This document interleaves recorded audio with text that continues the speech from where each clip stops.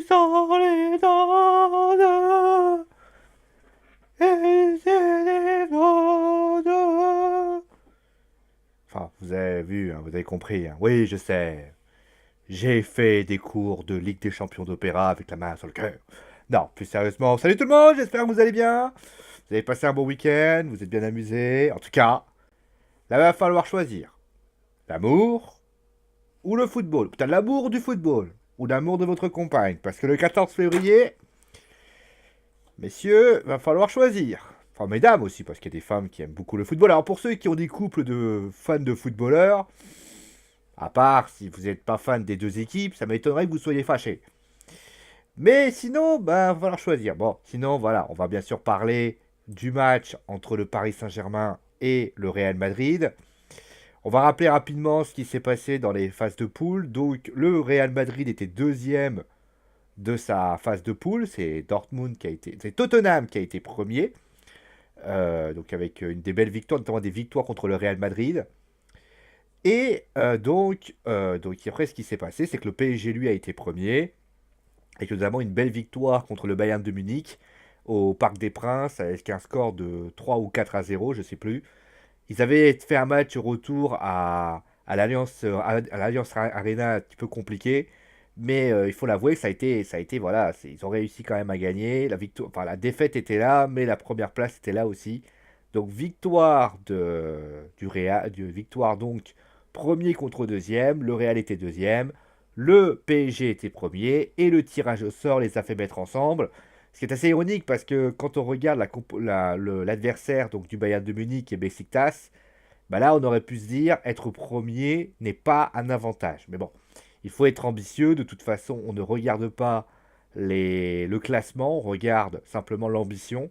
Le PSG avait pour ambition d'être premier et c'est très très bien pour ça. Surtout que le premier, on le rappelle, reçoit au match retour, ce qui est vraiment une bonne chose. C'est un peu comme si vous aviez les cartes en main. Vous pouvez décider de votre manière de faire au match aller pour ensuite donner votre maximum au retour. Bon, on n'est pas là, bien sûr, pour parler de tout ça. On n'est pas là, bien sûr, pour parler de ce match. On va parler, bien sûr, de la réalité aujourd'hui du Real Madrid. On parlera ensuite du Paris Saint-Germain.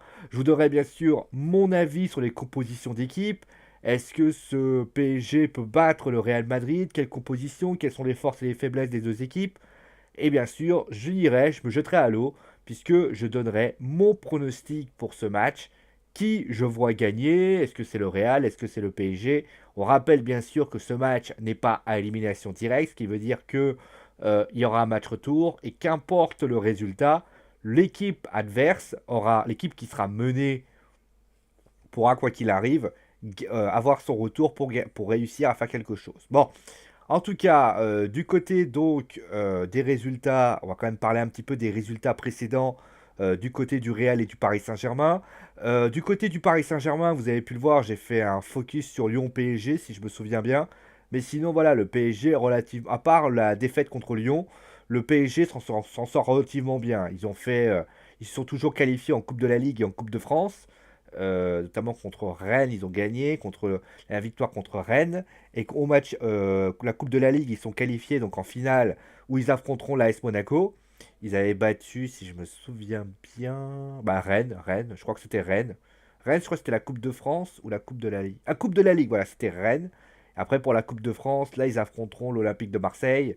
Attends, alors j'ai un gros doute, est-ce que c'est Rennes? Bon, je sais que c'est Monaco, ça c'est sûr, c'est Monaco qui affrontera le Paris Saint-Germain en finale de la Coupe de la Ligue. Mais ils sont toujours là. En championnat, ils ont aligné que des victoires, avec aussi de très très belles victoires, avec notamment une belle victoire contre Dijon. Notamment, ils ont également eu, voilà, ils ont fait de bonnes choses. Contre Toulouse, c'était un peu plus compliqué. J'ai pas vu le match en entier parce que j'étais avec ma compagne. Mais pour information, oui, bah, j'avais fait un peu ma Saint-Valentin aussi. Mais j'ai vu des extraits comme quoi aussi il y avait quelques petites erreurs. Areola a fait le job, mais voilà, c'était pas, il y avait aussi des quelques petits problèmes. On en parlera bien sûr en détail. De l'autre côté, eh bien le Real Madrid, lui, est une équipe qui est moins bien cette saison. Quatrième du championnat, puisque c'est le Barça qui est premier. Et déjà, on va quand même parler de ça. C'est vrai que souvent on dit que l'ironie ne faut jamais critiquer parce que ça peut vite vous retomber sur la gueule. J'ai dit ça pourquoi? On va se rappeler de ce qui s'est passé en début de saison. Il y a eu le fameux, alors on appelle ça le trophée des champions chez nous, mais quand il y a eu la Super Coupe d'Espagne, le Real avait battu le Barça, alors je ne sais plus quel était le résultat, au match aller et au match retour. Et je me rappelle que tout le monde était là, dithyrambique, en disant, ouais, et même les Madrilènes étaient relativement contents et disaient même qu'ils avaient fait un super match, que c'était une super chose, etc., etc. Et ben, du mois d'août où ça s'est passé jusqu'à, nous sommes donc au mois de février, donc ça fait septembre, octobre, enfin août, septembre, octobre, enfin on va considérer que septembre, octobre, novembre, décembre, janvier, alors janvier et février, ça fait 6 mois. Et 6 mois sont passés et vous vous rendez compte que, eh bien, on peut remarquer que contre Leganés, eh bien, le Real sans doute ne s'est pas qualifié pour le prochain tour en Coupe d'Espagne, quand ils ont été éliminés. Le Real qui fait match nul contre Levante, 2 buts partout. Le Real qui fait des bonnes choses, attention, hein, la Real Sociedad avec 5 buts à 2. Contre son adversaire de toujours, le Barça, eh ben, ça a été 3-0 direct. Alors, on va quand même modérer, je vais en parler, parce que le Real n'a pas été ridicule dans ce match. Et c'est justement là qu'on va s'appuyer sur ce je vais m'appuyer pour égayer mon argumentation. Mais il faut avouer que le Real cette année, c'est moins impressionnant. On a un Zidane cette année qui est peut-être un peu moins conquérant et un groupe aujourd'hui qui a des difficultés. Alors on va quand même rappeler pourquoi ça marche moins bien cette année au Real Madrid. Déjà, on va commencer par une chose. Je pense que le Real cette année avait sans doute une ambition, c'était ils veulent bien sûr, alors ils sont toujours double dedans du titre, hein, bien évidemment. Ils ont remporté 2 fois la Ligue des Champions consécutivement, ça, j'ai pas besoin de le préciser. Mais ils ont perdu quand même des éléments importants, et notamment l'important que j'estime, c'est Rames Rodriguez. Aujourd'hui, Rames Rodriguez a donc quitté pour aller au Bayern de Munich. Je crois que d'après ce que j'ai compris, ça se passe plutôt bien, même si au Penkels, je ne sais plus s'il joue beaucoup, mais je crois qu'il joue pas mal.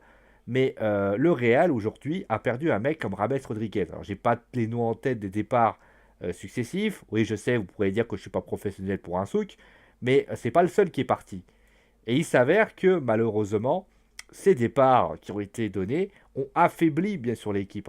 Et le truc c'est que du côté du Real, Zinedine Zidane a voulu conserver son noyau de joueurs en mettant en avant notamment des Gareth Bale, même s'ils avaient beaucoup d'ambition sur Mbappé, mais je pense que Bale s'était très intéressé. Benzema, Ronaldo, on parle même pas pourquoi, avec Ramos, avec Varane. Ils ont recruté un défenseur central qui était Théo Hernandez, mais sinon, il n'y avait rien d'autre. Le milieu de terrain n'a pas changé. C'est toujours Casemiro, Modric et Toni Kroos qui sont au milieu de terrain. Et il a décidé de s'appuyer sur des jeunes, Vasquez, Asensio, le Marocain qui d'ailleurs va jouer demain, qui est Hakimi, qui doit avoir, je crois qu'il a 19 ans, je crois, 19 ans. 19 ou 21 ans, je sais plus. Et le truc, c'est que il s'est appuyé sur ça. Il a dit bon voilà, on va faire comme ça. Il s'avère que le truc, c'est que il y a eu beaucoup de blessés du côté du Real. On pense notamment par exemple à Varane qui s'est pas mal blessé, Benzema qui a été des joueurs en méforme. Le cas le plus concret, ça a été Cristiano Ronaldo qui a été moins impressionnant. Alors ça, il a claqué un triplé cette semaine, enfin ce week-end dernier, mais il faut l'avouer, il est moins impressionnant. Benzema qui est moins impressionnant, Gareth Bale qui a souvent été blessé, et ça nous donne une équipe du Real qui est moins forte que l'année dernière et même depuis les années précédentes.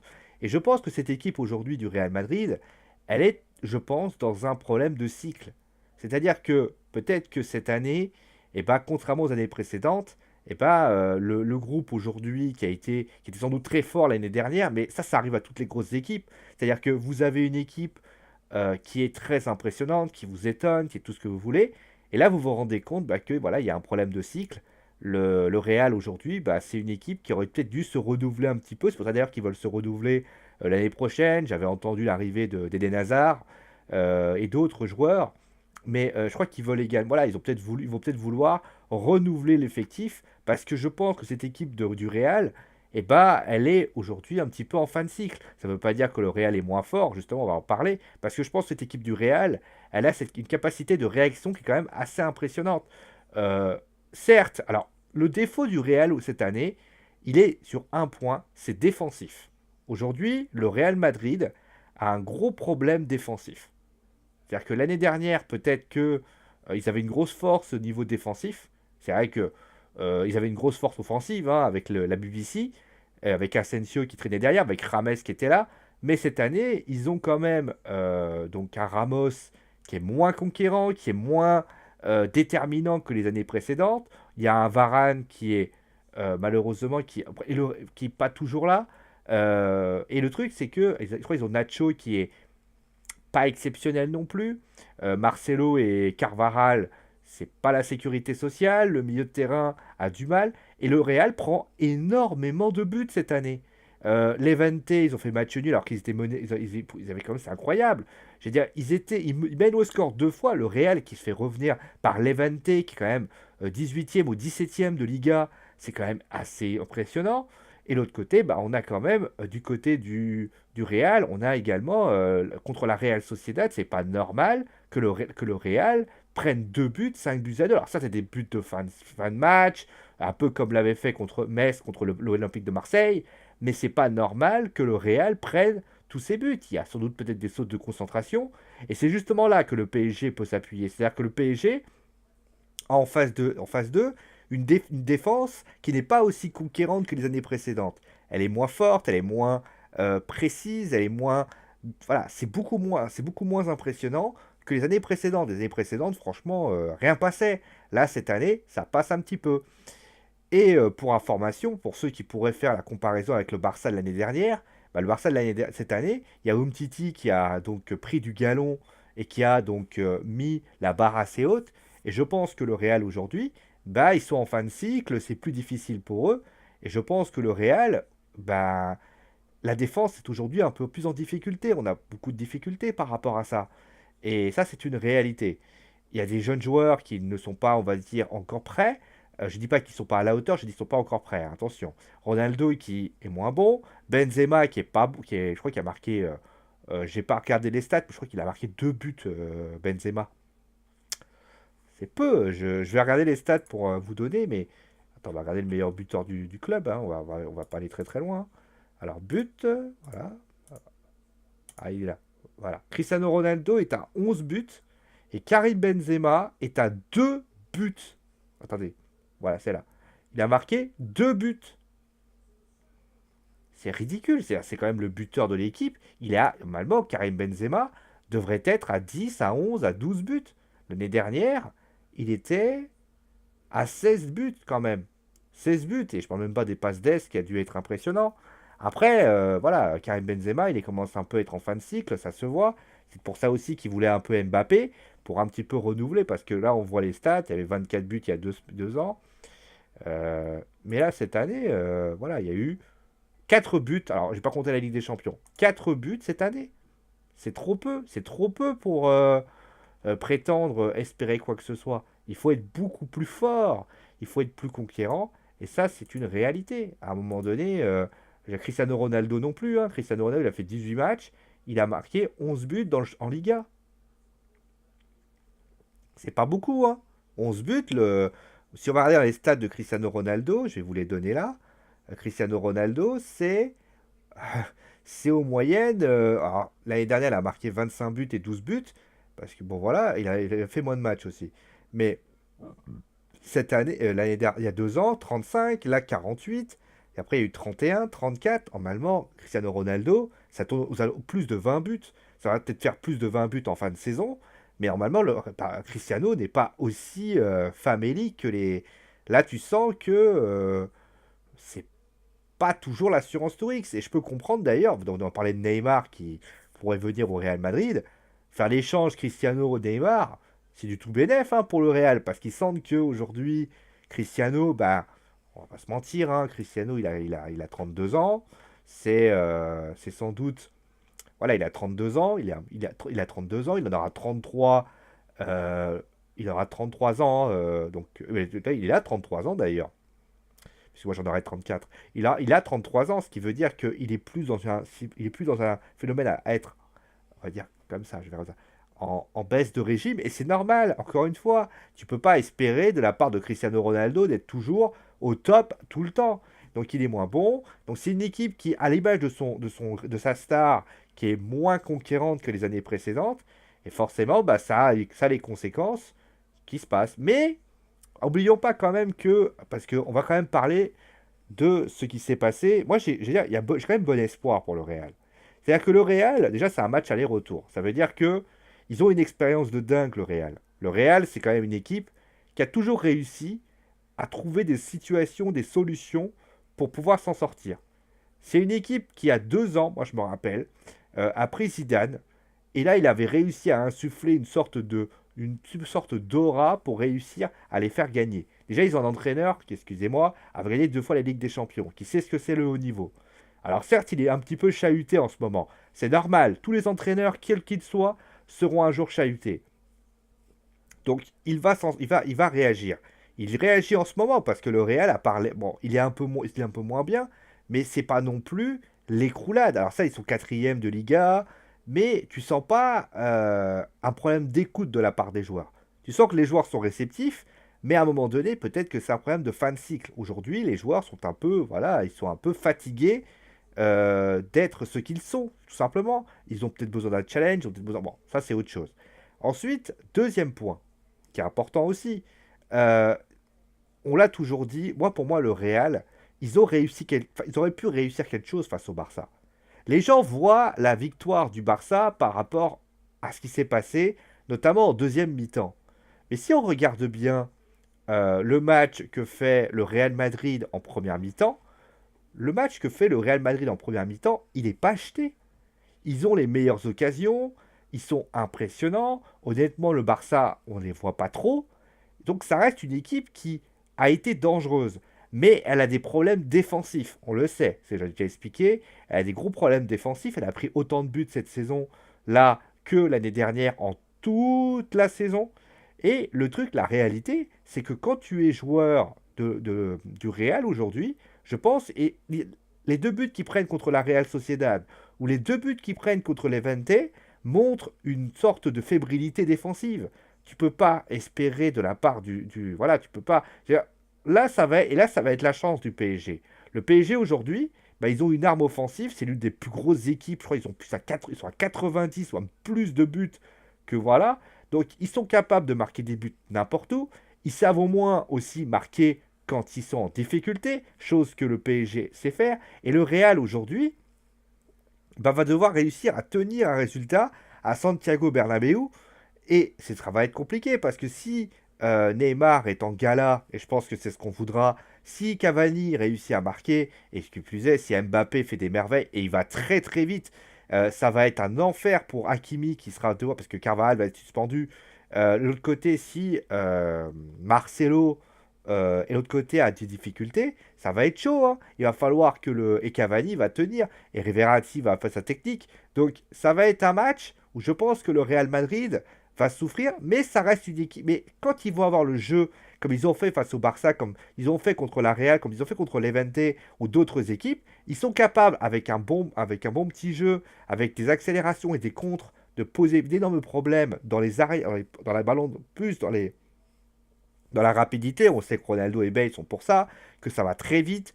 Donc, je pense que le PSG a leur chance. Alors après, bien évidemment, avoir des chances ne garantit pas la victoire.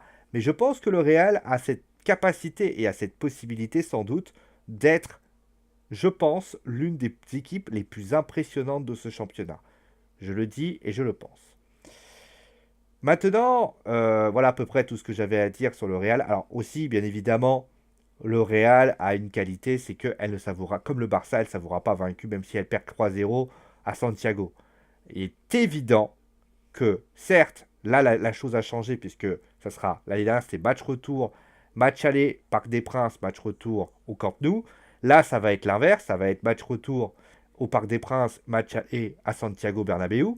Mais bien évidemment que le Real, ils s'en battent les couilles, que tu perds 3-0, 4-0, 5-0, 10-0. Ce sont des, stars, ce sont des joueurs qui ont été formatés pour remporter ce match. C'est-à-dire qu'ils s'en battent les couilles. Quand ils vont rentrer qu'ils vont entendre la fameuse musique que je vous ai chantée très mal, et ben les mecs, ils s'en battent les couilles. Ils vont avoir joué leur fierté. Et on l'a vu notamment l'année dernière contre le Barça. Le PSG s'était tétanisé. Mais plus important, le PSG s'est fait éclater. Et on a vu un PSG qu'on disait galactique, qui finalement, c'est eux. C'est le Barça qui a été impressionnant. Et je pense que le PSG, c'est une équipe qui, certes, va peut-être mettre des coups, mais c'est une équipe qui a des gros problèmes. On va en parler aussi, et justement, on va en parler maintenant. Le PSG aujourd'hui, c'est pas la grosse équipe d'européenne dont on me parle, hein. Parce que moi, on me parle souvent. Alors, je vais quand même, soit je vais faire la compo maintenant du Real Madrid. Alors, je l'ai mise là, elle est là, vous voyez. Elle est là, hein, vous voyez. Alors, j'ai été du classique, hein, très clairement. J'ai pas voulu faire pas du tout dans l'original. J'ai bien sûr mis Navas dans les buts. Alors, voilà, je vais mettre ça. Navas dans les buts. J'ai mis 4 joueurs défensifs avec Hakimi, forcément, qui remplace Carval, qui est suspendu. Varane et Ramos. Je pense qu'il ne mettra pas Nacho parce que je pense que il va vouloir surtout des joueurs d'expérience. Ce sont deux mecs qui se connaissent. Et Marcelo sur le côté gauche. Casemiro, je ne peux pas vous expliquer pourquoi. Modric et Kroos. D'ailleurs, vous voyez, c'est quand même un trio qui ne s'est pas évolué. Chose que le PSG a essayé de faire évoluer cette année, notamment avec le départ de Matuidi et l'arrivée, on va dire, en tant que titulaire de Lo Celso. C'est vrai que c'est aussi il y a une réalité. Avec Diarra, on parlera après. Bale, Ronaldo et Karim Benzema. Alors, il reste Marco Asensio, hein, qui peut toujours faire quelque chose. Mais il y a Lucas Vasquez aussi, hein, je n'ai pas parlé. Mais voilà, pour ainsi dire, voilà. C'est ce qui pourrait arriver. Moi, je pense que voilà un petit peu la composition d'équipe que fera Zinedine Zidane. Il peut passer aussi, j'ai fait en 4-3-3, mais il peut peut-être essayer de passer en 4-4-2 pour essayer voilà, d'avoir des dédoublements et pouvoir bien bloquer. Peut-être qu'il fera aussi ça pour bloquer les lignes des Parisiens. On rappelle qu'il y aura Mbappé d'un côté et Neymar de l'autre. Peut-être en mettre deux, ça serait une bonne idée aussi. Mais si c'est le cas, ça voudrait dire se priver de Casemiro, ce que je trouve quand même assez étonnant. Après, il peut changer de système. Mais voilà l'idée que j'ai. Moi, je pense qu'il va garder le 4-3-3, qui a bien marché. Aussi pour bloquer Casemiro, sera peut-être un petit peu là pour bloquer aussi Verratti, qui pour ainsi dire va poser pas mal de problèmes. Et laisser aussi Bale et Ronaldo qui voilà, va peut-être jouer un petit peu plus l'aspect défensif pour leur proposer. On rappelle d'ailleurs que pour ce match, concrètement, il y aura un duel qui aura lieu entre Ronaldo, certes il y aura Dani Alves, mais ça sera aussi Mbappé. Donc ça veut dire que Mbappé et Ronaldo vont se retrouver face à face, et on sait que Ronaldo est capable, concrètement, c'est pas le mec le plus rapide du monde, mais il est capable peut-être de bien défendre. De l'autre côté, Gareth Bale, alors moi, à la limite, le seul truc qui pourrait tenter, et je trouverais ça quand même assez saugrenu, mais qui sait, ce serait d'inverser Bale et Ronaldo. De dire à Ronaldo, bon écoute, je te mets à droite pour que tu bloques Mbappé. Alors ce serait quand même leur poser pas mal de problèmes. Alors ce serait quand même au Real Madrid, mais ça peut être une solution. Je dis, alors cette solution, je la trouve aberrante, on est d'accord, vous ne pas dire ce que j'ai pas dit. Mais moi j'estime que ça peut être une idée. Voilà. On va passer maintenant au Paris Saint-Germain. Alors, combien j'ai? Oh, 23 minutes. Vous voyez comment on parle de longtemps du Classico, enfin du match. Le PSG, cette année, alors, certes, offensivement, c'est impressionnant. Le PSG est une des plus grosses équipes, honnêtement, européennes, avec l'arrivée de Neymar, l'arrivée d'Mbappé. Mais c'est une équipe qui, certes, c'est une équipe qui est impressionnante, on l'a dit plusieurs fois. J'ai fait des focus sur eux, et on ne faut pas se leurrer, c'est l'une des équipes qui m'a le plus, voilà, qui reste impressionnante sur le terrain. Mais on va pas se mentir non plus. C'est pas le PSG. Le PSG cette année, c'est pas rassurant non plus, hein. Moi, j'ai vu des gens qui m'ont dit, oui, mais ce PSG-là peut battre le Real Madrid. J'ai dit non. Aujourd'hui, le Real Madrid et le PSG, sans aller dire qu'ils se valent, parce que c'est quand même assez saugrenu, mais le PSG peut perdre contre le Real Madrid. Ils peuvent perdre, mais déjà, on va parler des déviations. Alors, j'ai quand même parlé des points forts. Voilà, j'ai aussi voici l'aspect offensif. C'est-à-dire que, étant donné que les attaquants sont impressionnants, qu'il y a un système au milieu de terrain, mais qu'au milieu de terrain, Verratti a retrouvé quand même un peu plus d'allant, que ça reste une équipe qui, à la moindre occasion, peut marquer des buts. Ils sont, je crois, ils ont pas, je crois qu'il n'y a jamais eu un. Alors, il faudrait qu'on revérifie. Mais je crois il n'y a pas eu un 0-0. Il y a très très peu de 0-0 cette année. C'est-à-dire que cette équipe, elle marque et surtout, elle marque tout le temps. Et ça, c'est vrai que ça, c'est une énorme qualité. Maintenant, ils ont d'énormes problèmes du côté du PSG. Parce qu'on parle beaucoup du Real, parce que bien sûr, le Real, on est obligé d'en parler. Et puis nous, on est de l'autre côté. Forcément, on en parle, mais à petite dose. Mais cette année, mais le PSG, on en parle. Moi, je vais parler, bien sûr, du gardien. Le gardien, avec notamment l'expulsion, je crois, de Kevin Trapp. C'était à Rennes, si je me... Non, c'est pas à Rennes. Ah, et c'était Sochaux. Oui, ben, je me souviens, c'était Sochaux en Coupe de France. Ouais, je viens de m'en souvenir. Déjà, première chose, dans l'aspect global de l'équipe, le PSG n'est pas aussi serein qu'il paraît. C'est-à-dire que dans le match contre Toulouse, Aérola, heureusement qu'il est là pour un petit peu assurer la baraque. Parce qu'il y a un but de Neymar, mais c'était compliqué. Alors certes, il y a eu des occasions, mais c'était compliqué. Contre Sochaux, j'ai pas vu une grosse équipe du PSG. Le PSG est resté. Moi, j'ai vu une équipe du PSG qui était quand même. J'ai pas trouvé l'équipe du PSG étonnante, hein, loin de là. Et puis, on peut parler aussi du match contre Lyon, où certes, on va encore dire oui, mais Lyon, ils ont pas fait 20, ils ont fait 20, ces 20 premières minutes qu'ils ont fait sur, pardon, sur le match, moi j'ai trouvé que c'était ridicule. Faut le dire. Je veux dire, ils n'ont pas réussi et le but de Fekir était totalement autorisé. Donc, et totalement mérité d'ailleurs, hein. Le Lyon avait fait un super match. Et notamment le 2-1, bon, il était un peu sévère parce que la deuxième mi-temps était du côté du côté du PSG. Mais très clairement, c'était une réalité. Maintenant, la question qu'il faut se poser, c'est, il y a aussi, d'un point de vue individuel, on a vu des gros problèmes. On voit des gros problèmes. On va en parler. Alors certes, le trio offensif est l'une des trios offensifs. Il y a Di Maria qui est revenu en plus, ça fait 4. Mais alors au milieu de terrain, ça fait des mois. Alors certes, ils ont recruté enfin une doublure à Thiago Motta. Lassana Diarra. Alors j'ai rien contre Lassana Diarra, qui a d'ailleurs joué contre Sochaux. Mais j'ai quand même des gros doutes sur... Alors certes, Unai Emery a déclaré d'ailleurs que Thiago Motta ne jouerait pas, hein. Alors je vais regarder quand même s'il n'y a pas les groupes que je regarde, parce que ça se trouve ça peut être rigolo. Bon, pendant ce temps-là, moi je vais vous expliquer. Donc Thiago Motta, qu'on soit clair là-dessus, Thiago, il n'y a aucune chance qu'il joue. Unai Emery, il a été très clair, il ne débutera pas. Et à ce moment-là, il y a deux cas possibles. Soit on se la joue, on met le système qui était proposé depuis quelques semaines. C'est-à-dire, je vais poser ça comme ça. Voilà.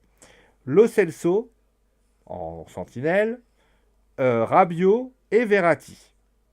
Ou alors, on tente Lassana Diarra. Alors certes, peut-être qu'il a dit ça aussi pour brouiller les pistes, hein, Unai Emery. Lo Celso, alors Lassana Diarra, donc qui remplacerait Lo Celso, Verratti, Rabiot.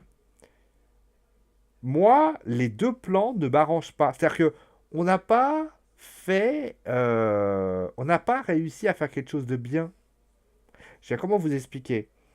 On a proposé Real, donc on a proposé un milieu de terrain sentinelle, mais c'est un peu comme si vous aviez. Alors c'est un peu comme quand vous allez au supermarché, vous savez que vous devez acheter quelque chose. Alors je sais pas.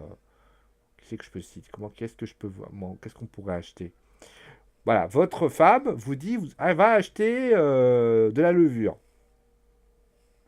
Vous allez acheter la levure, et là, vous avez acheté cette levure-là. Mais il s'avère que vous deviez acheter une levure de meilleure qualité. Mais il s'avère que la levure de qualité, eh ben, vous saviez que vous ne pouviez pas l'utiliser parce que c'était compliqué, etc. Mon exemple est pourri, comme jamais je viens de m'en rendre compte. Mais je vais aller au bout parce que j'ai pas le choix. Et là, à ce moment-là, vous preniez une levure de moins bonne qualité. Et c'est ce qui se passe avec la Sanadiara. C'est-à-dire que ils ont. Alors, on va encore me dire oui, mais excuse-moi, Sio, encore une fois, tu fais chier le monde. Qu'est-ce que t'as contre la Sanadiara? Moi, j'ai rien contre la Sanadiara. Mais la Diarra contre Sochaux, c'est pas l'assurance Tourix.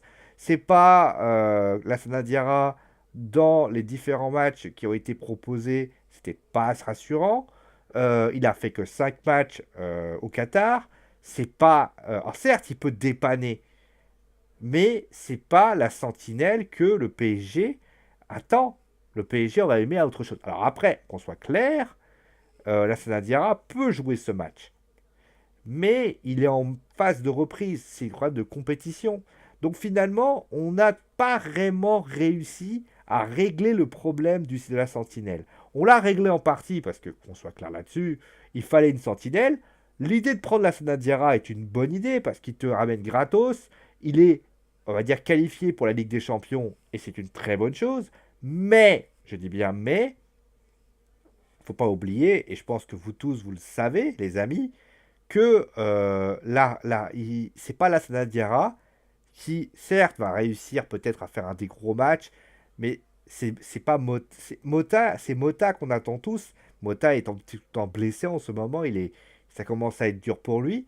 Et on n'a pas eu l'idée, je veux dire, c'est ça que j'ai trouvé. Alors, certes, il y a eu Fabinho, mais on n'a pas eu l'idée de se dire en début de saison, peut-être qu'il faudrait que je recrute une sentinelle alors peut-être pas une sentinelle de grand talent, un récupérateur, un récupérateur de génie, mais un mec qui puisse porter. Et c'est exactement ce qui manque au PSG cette saison. C'est tout simplement une sentinelle. Et puis bah derrière, c'est pas rassurant non plus. Moi, je suis désolé. Alors on parle pas. Alors, Daniel Alves qui était dithyrambique, on était dithyrambique, est beaucoup moins fort cette saison. C'est-à-dire que, bah, on le voit, hein, parce que Daniel Alves, le poids des années commence à arriver. Et contre Toulouse, c'était pas terrible. À chaque fois, c'est ça. Il a du mal à courir parce que c'est de plus en plus difficile. C'est normal, hein, le poids des âges. C'est pas un critique que je fais. Hein. Le poids des âges commence à être difficile pour lui. On l'a vu contre Lyon. Il a eu des gros problèmes quand Aouar commençait à accélérer. On l'a vu contre Toulouse, ça a été compliqué. C'est vrai que, soyons clairs, le Real, en face de lui, il va avoir Ronaldo. Je ne sais pas si vous imaginez les accélérations qu'il va lui mettre. Donc, c'est compliqué. Et l'autre côté, c'est pas mieux. Kurzawa. Alors, on me dit oui. Alors, j'ai entendu Christophe Dugarry me dire oui, mais Berchic, c'est pas mieux. Oui, mais Berchic, peut-être que c'est lui. Alors, c'est compliqué. Et le problème, c'est que le latéral gauche qu'ils ont recruté. Alors, voilà, pareil. On sait qu'il y a un latéral gauche, qu'il faut un latéral gauche depuis des mois. On le sait parce que Maxwell va mettre fin à sa carrière. Il y a pas eu un moment dans leur tête, ils ne se sont pas dit, on va recruter. Alors ça, ils ont compté sur Kurzawa. Ils ne se sont pas dit à un moment donné qu'il fallait prendre un vrai latéral gauche et pas un latéral gauche un peu rugueux ou je ne sais quoi. Alors certes, Berchic n'est pas, je me remets bien parce que je me casse la gueule, n'est pas non plus un mauvais joueur, mais c'est pas ça qu'on demande. Thomas Meunier, par exemple, est une vraie plus-value. Mais là, c'est vrai. Alors, peut-être que après il y a Meunier qui peut remplacer à droite, mais qu'on soit clair. Peut-être que le système qu'il pourrait imaginer, c'est de mettre Meunier à gauche, Dani Alves à droite, mais ça ne changerait rien. Dani Alves, c'est pas non plus l'assurance Tourix. Donc, c'est vrai. En plus, mais après Kurzawa, on va arrêter d'en parler. Je veux dire, allez voir tous les focus que j'ai fait. Vous allez voir à quel point, ben, j'en parle de Kurzawa, des problèmes défensifs, des pertes de balles, des problèmes de placement. À un moment donné, contre Lyon, il a fait un truc, j'ai jamais compris. Alors oui, c'est un excellent centreur, c'est un joueur qui est capable, avec une belle frappe, de poser des problèmes. Mais c'est une équipe, c'est un joueur qui est pour moi sûr que, alors, on va reprendre les termes, qui n'est pas peut-être fait pour le Paris Saint-Germain. Peut-être qu'il n'arrive pas à franchir cette... Parce que le Kurzawa de Monaco était impressionnant. Le Kurzawa du PSG n'est pas du tout impressionnant. Aujourd'hui, il devrait, pour ainsi dire, être là et il est là. Aujourd'hui, Kurzawa, moi je suis désolé, quand on a parlé de Serge Aurier, on avait vu qu'il avait franchi un palier. C'est l'affaire Périscope qui l'a un petit peu cassé, qui l'a un petit peu descendu. Je ne sais pas ce qui se passe avec Tottenham, j'ai pas regardé, mais quand vous regardez le PSG de Kurzawa, c'est compliqué. Et lui laisser la place titulaire très bien. Alors après, il y a pas, voilà, la doublure est pas mieux non plus. Mais pas mieux non plus dans le sens où elle apporte pas. C'est pas comme par exemple le rivalité, la concurrence Aurier-Meunier par exemple. Aurier, tu savais que Meunier, quand il a pris la place, Meunier, il savait Thomas Meunier qu'il était au-dessus. Thomas Meunier, il a fait ce qu'il avait à faire. Bercic, quand il joue, c'est pas flagrant en fait. Moi, je suis pas, je me dis, bon, ouais, et après. Donc ça, c'est vrai que c'est quand même problématique. Donc ça aussi, ils ont, mais défensivement, sur la gauche, Bale qui est du genre à partir. J'espère que Neymar aura la bonne idée. Aussi, voilà, il faudra qu'il défende Neymar. Il faudra qu'il défende Mbappé. Parce qu'ils pourront pas tenir à seul, à deux, hein. Ça va être très compliqué. Donc, il y a plein de petits mystères dans cette équipe parisienne qui me laissent quand même penser que cette équipe du PSG, bah, elle n'est pas si rassurante que ça. Les gens sont dithyrambiques, parlent du PSG en disant ouais, mais ce PSG-là, il est capable de marquer plein de buts. Oui, sans doute. Mais ce PSG-là est capable aussi de prendre beaucoup de buts.